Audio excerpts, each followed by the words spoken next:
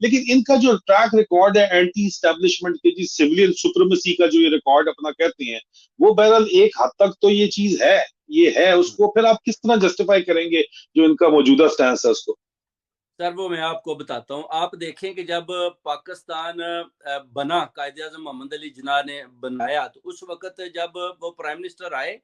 تو اسٹیبلشمنٹ کا ایک آدمی ان کے قریب گیا اور انہوں نے ان کے کان میں بولا کہ میں آپ کو کچھ سیکرٹ بتانا چاہتا ہوں. تو ان کا آگے سے جواب تھا کہ آپ کی لویلٹی اپنی اسٹیٹ کے ساتھ ہونی چاہیے،